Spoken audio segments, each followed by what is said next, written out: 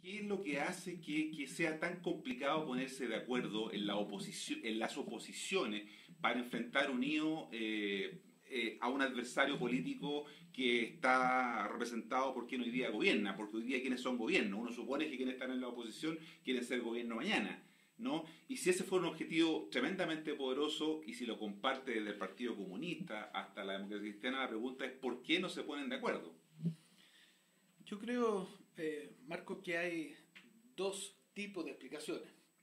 Una que tiene que ver con las dinámicas propias de los partidos. Los partidos están muy concentrados solo en resolver su problema, en poder tener la máxima representación parlamentaria, la máxima representación de alcalde, pero muy específico, muy de nicho en vez de mirar el global. Esa es una aproximación del problema. Y hay otra, y ahora esta yo creo que es superable. Esta es superable en la medida que nos ponemos de acuerdo en un programa común. Pero la segunda es que para gobernar se requieren varias cosas, pero hay dos que yo siempre señalo. Una, construir una mayoría, pero segundo, construir una mayoría respecto a un programa común. Si uno comparte un programa, va a la misma, conforma una coalición o una alianza de gobierno.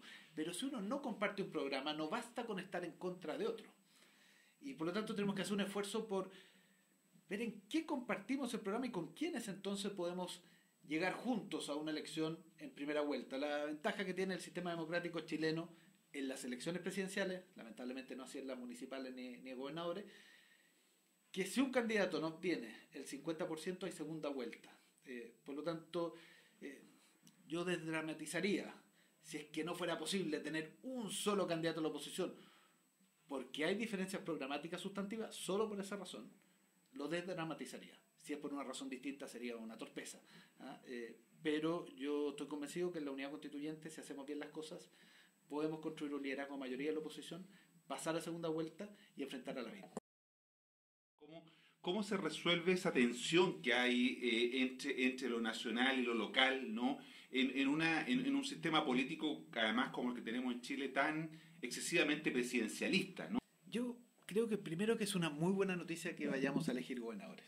Eh, Mucha gente nos preguntaba, me tocó acompañar en varios, en su campaña gobernadora ahora en las primarias, y una buena forma de explicarlo es que el intendente hoy día es el representante del presidente en la región, y por lo tanto cambia tantas veces como quiere el presidente, en varias regiones cambia. Sin embargo, el gobernador va a ser el representante de la región ante el gobierno. Es una buena forma de explicarlo, porque las facultades, más allá de los temas que tiene el delegado presidencial, son básicamente bastante similares. Entonces, primero creo que es una buena noticia que tengamos gobernadores. Segundo, yo creo que tenemos que avanzar en mayor poder para las regiones. Y esto tiene que ver con transferencia a algunas facultades, lo mismo a nivel municipal. Pero yo creo que lo principal que tiene en el poder de las regiones está en los presupuestos. Y los presupuestos tienen tres vertientes. Una, que el gasto se define a nivel regional. Salvo aquellas cosas que expresamente se señala que son nacionales, las carreteras nacionales, los puertos, el sistema hospitales, en fin, puede haber algunas, pero que expresamente se señale que son nacionales, en todo el resto que se defina a nivel regional, el gasto. Que los ingresos se definan paramétricamente, que estén parametrizados por algún tipo de fórmula que acordemos, ¿ah? Que tiene que ver con las brechas sociales, que tiene que ver con el número de población, el tamaño de la población. Eso es bien importante porque si el gobernador tiene que venir a solicitar aumentos presupuestarios a Santiago, sucede lo que sucede en otros países, que muy federales pueden ser, pero finalmente la capital federal es donde se toman las decisiones. Que los ingresos estén parametrizados. Y tercero, que las regiones tengan la posibilidad de ingresos propios a través de impuestos específicos, una discusión fiscal que es compleja, hay que ponerle límite a ello, pero tenemos que tenerlo. ¿Cómo no va a ser necesario que los recursos de la inversión forestal y las externalidades que genera, no pueda quedar una parte de ello en las regiones donde hay inversión forestal, o lo mismo para la minería, o lo mismo para la acuicultura? Entonces, a mí me parece que el tema presupuestario es una de las llaves de lo que van a ser las facultades futuras de los próximos gobernadores. Por supuesto hay transferencia en cada una de las áreas, transferencia de toma de decisiones, y podemos ir sector por sector, pero creo que el eje fundamental pasa por lo presupuestario, manteniendo el que Chile sea un país unitario, porque si hablamos de un país federal con parlamentos distintos, bueno, ahí cambia la cosa, pero estamos hablando de un país unitario que en eso... Pero lo presupuestario, ¿cómo se compatibiliza con como te decía antes, con un excesivo presidencialismo que a lo mejor no está dispuesto a renunciar como sabemos, ¿no es cierto?, renunciar a esas competencias que tiene el Poder Ejecutivo, para no personalizarlo en un presidente, sino que en el Poder Ejecutivo. Pero, a ver, en materia de educación, por ejemplo, el presidente, con todas las facultades que tiene la presidencia de la República, hay una ley de educación que determina cómo son los ingresos en materia de educación.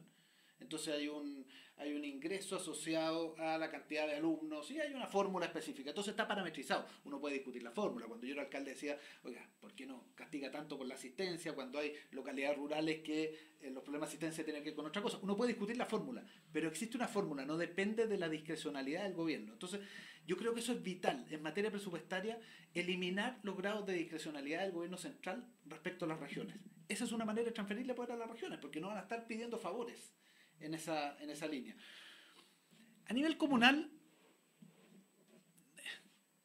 lo fundamental, además de que creo que tenemos que hacer una reforma de rentas, 2 o 3 a esta altura, una reforma de rentas que quiere decir los ingresos municipales de manera de emparejar la cancha, porque el Estado lo que hace es que hace que un conjunto de propiedades estén exentas de contribuciones, sin embargo no compensa a esos municipios por los menores ingresos que reciben. Es una política social adecuada, sí, por la exención de contribuciones, sin embargo, los perjudicados son el municipio donde se concentran esas casas, ¿no? Entonces, junto de nuevo con lo presupuestario, creo que hay un conjunto de transferencias. Cuando era alcalde, por ejemplo, todas las fiscalizaciones en materia ambiental, ¿por qué tenían que ir al Ceremi cuando yo sabía perfectamente dónde estaba el problema ambiental de la fábrica que estaba al lado de la población? Una fábrica, no sé, de aceite, por ejemplo, por olores.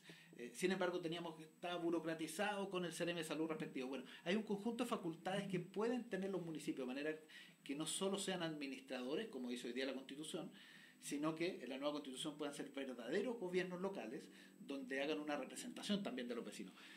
Que de hecho en la práctica lo hacen, ¿no? Porque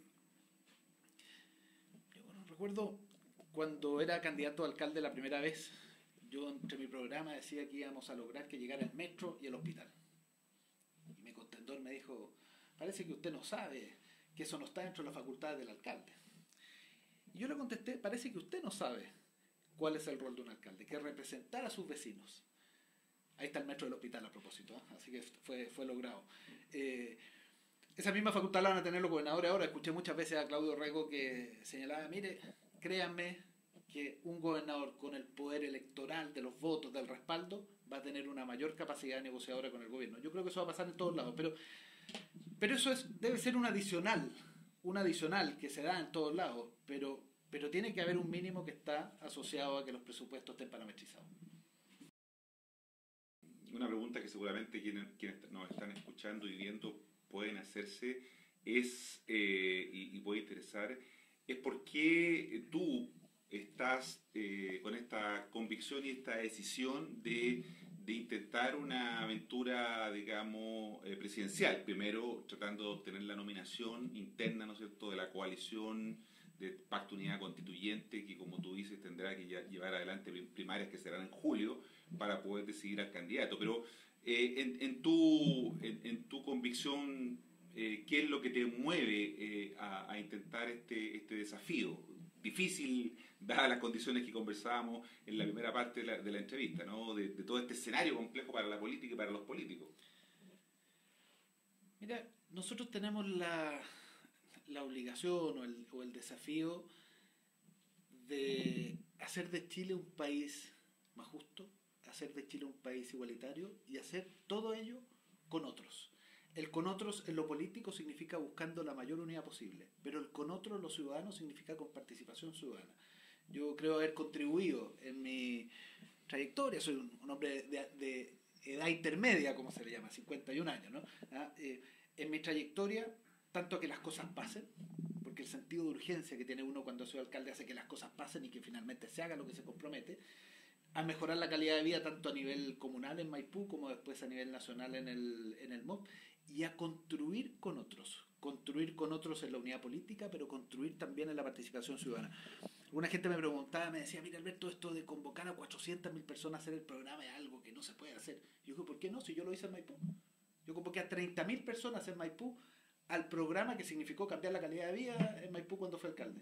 Y en el MOP, que es un ministerio eminentemente técnico, también para la planificación hacia el año 2030, lo hicimos participativamente, con actores de la sociedad civil, con actores del mundo privado, con actores del mundo público, con actores de las universidades, en cada una de las regiones del país.